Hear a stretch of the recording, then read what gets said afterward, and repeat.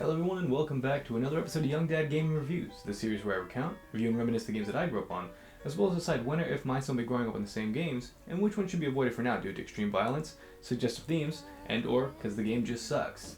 Next up, Brutal Legend. Ha! I tricked you, it has nothing to do with Valentine's Day. For good reason though. In Japan, the ladies are the ones who actually gift the men chocolates for Valentine's Day. We actually return the favor on March 14th, White Day.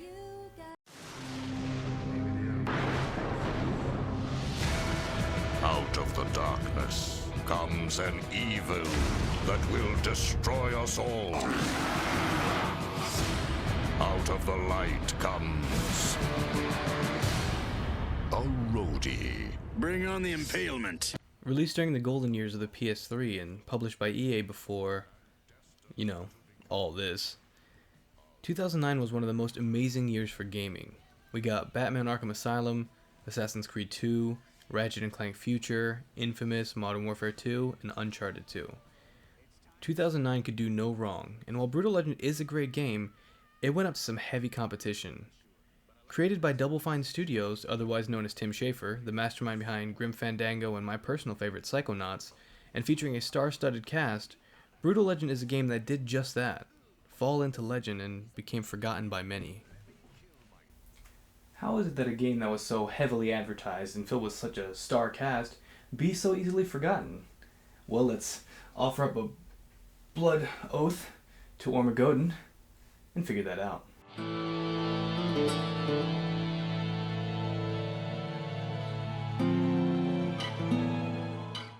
Okay. Don't say a word. Just keep walking, real casual, okay? Let's do this. Jack Black stars as Eddie Riggs, roadie extraordinaire. During a show, an accident happens on stage, causing it to collapse on Eddie, injuring him, causing him to bleed into his awesome belt buckle. This summons Ormagodon, Lord of Metal, and transports him into the world of heavy metal. Upon awakening, he is attacked by demonic monks, demonkniks, forcing him to take up arms with the battle axe and his trusty electric to fight back.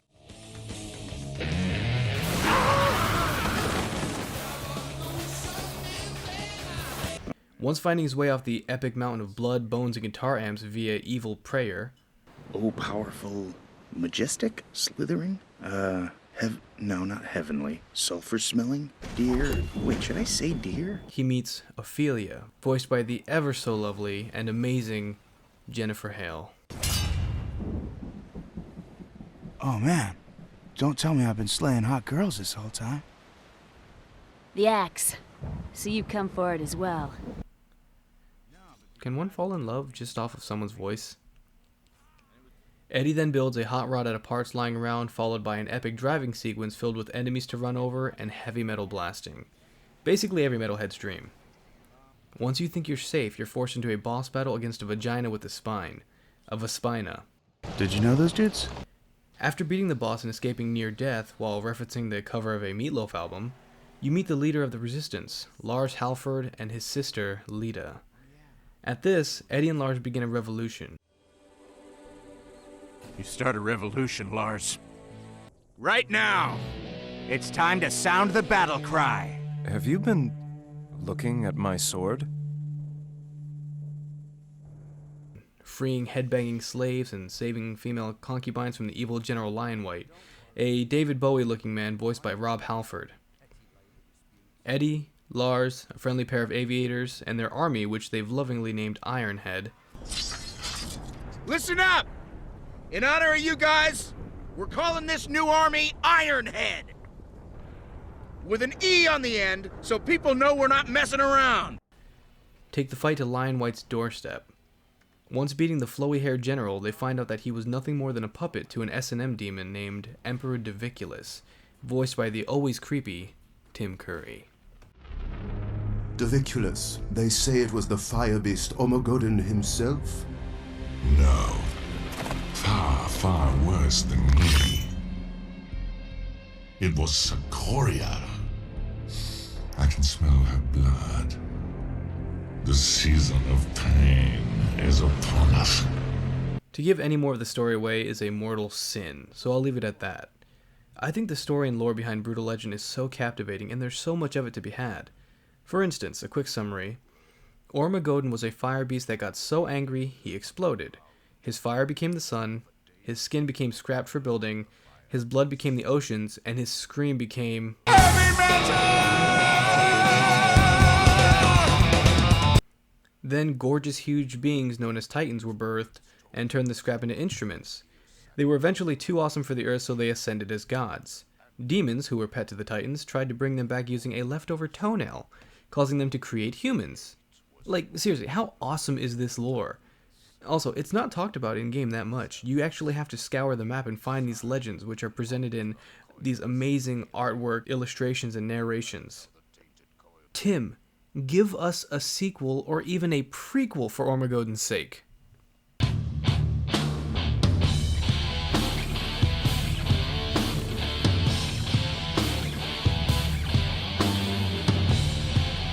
Brutal Legend is an open-world hack-and-slash style game with real-time strategy elements thrown in.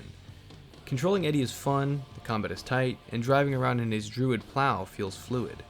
Throughout the open world, apart from completing main quests, you can tackle side quests, find collectibles such as bound serpents, legends, and sparkplug jumps, and uncover new songs to listen to through your car radio. As much as it pains me to say, I am sugarcoating. While I think Brutal Legend is an amazing game, it has quite a lot of flaws. A game of this scope was new and ambitious to Double Fine, so it's fair to assume there would be some hiccups. While combat in the beginning of the game is fun and gory, eventually upgrading Eddie's guitar and axe with different attributes such as fire damage and even health steal, it can get stale pretty quick. This is due to the fact that enemies are damage sponges and there's no health bars for them, so you're never really sure how much you need to keep attacking before they die. Eddie can also perform guitar solos which all have different abilities such as stat boosts and epic moves such as the Face Melter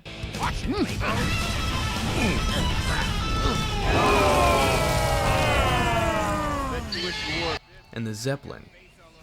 But if you go collectible hunting, you'll be performing the same solos over and over again, especially this one.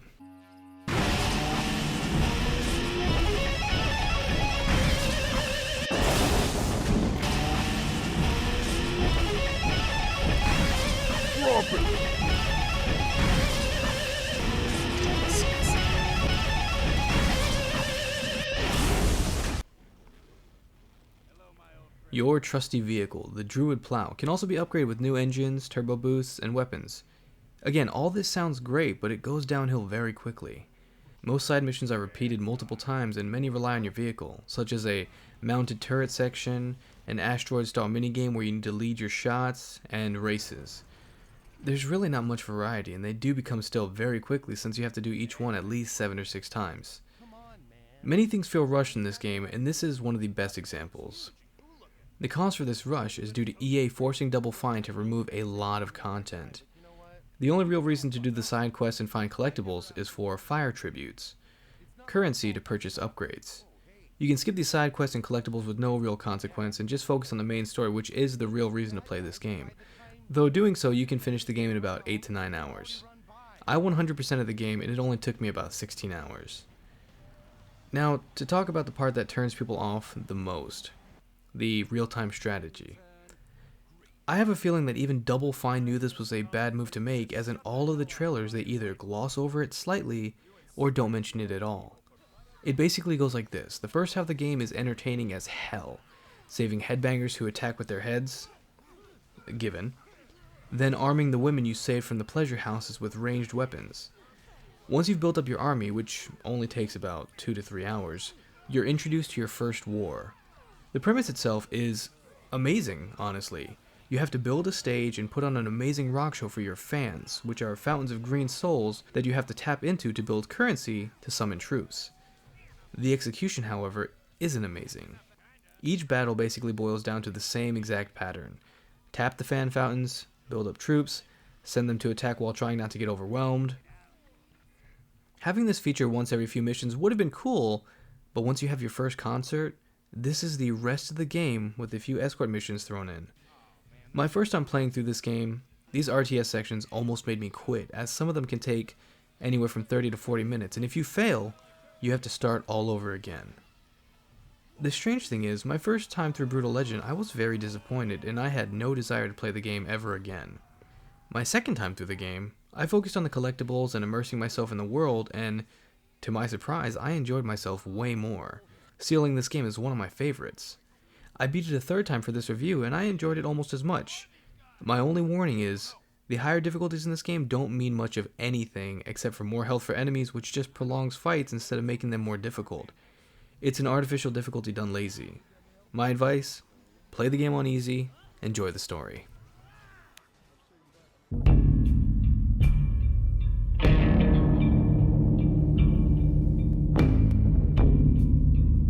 If Brutal Legend did anything near perfectly, it's the visuals. Never before has there been a more beautiful landscape littered with love to heavy metal. From remnants of past life being buried in the ground to apocalyptic supernovas engulfing the skies above, everything is an absolute joy to look at. From the paved streets in the starting area, the Amazonian's jungle, and the Tim Burton-esque cathedrals. The character designs are all cartoonish and feel like some kind of original show on Adult Swim. If this was a TV show just focused on the adventures of Eddie in heavy metal land, I'd be all in. Each cutscene is beautifully animated and a joy to watch. One of the best things about the visuals is the way they capture each character's face. Eddie looks just like a buff Jack Black. Lars was based off of Robert Plant and Dave Mustaine. Lita looks just like Lita Ford. Lemmy is just Lemmy. Even Rob Halford has a dual role as the Fire Baron. This guy, though, I don't know. I mean, he's familiar, but can't place it. I must make special mention to my favorite character in this game.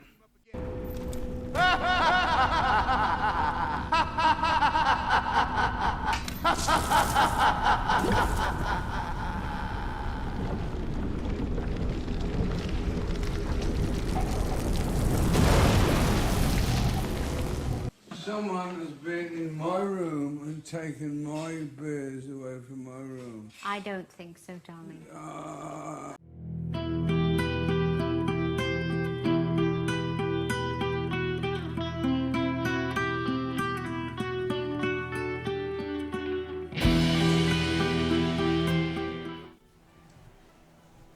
Now, how could one talk about Brutal Legend and not talk about the music?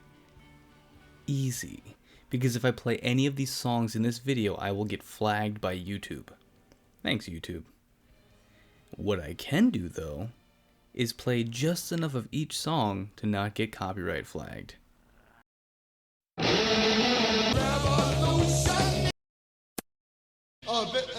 Listen. They can't stop us, let them try. For heavy metal we will. One of the best things to me about this game, especially while you're collectible hunting, is just leaving the radio playing. There's something about listening to Believer by Ozzy Osbourne while cruising the world that's just so cathartic. This might be why I enjoyed the collectibles so much. One thing Tim Schafer is known for is his excellent voice cast. Jack Black is like a chubby Keanu Reeves. No matter what he's in, we will love him for it, because he just seems like the coolest down-to-earth guy. As mentioned earlier, the voice cast is filled with stars from Jennifer Hale, Tim Curry, Lemmy Kilmister, even down to Lita Ford herself voicing Rima, the Queen of the Amazons. We're already an army, and you're not welcome to join it. Also, shout out to this little Easter egg here. The Death Rack operator is voiced by Richard Horvitz, the voice actor for Rasputin from Psychonauts. He's even rocking the same goggles. I cannot believe you came all this way to test out my hydraulic death rack! This sword is definitely a sharp one, albeit a little covered in too much blood.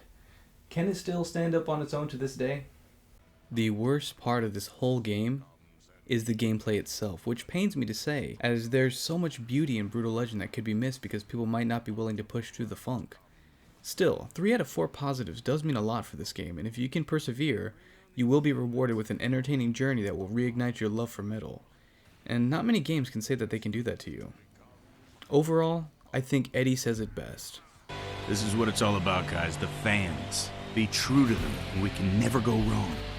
The more fans we have, the bigger shows we can put on. All they need from us? Rock.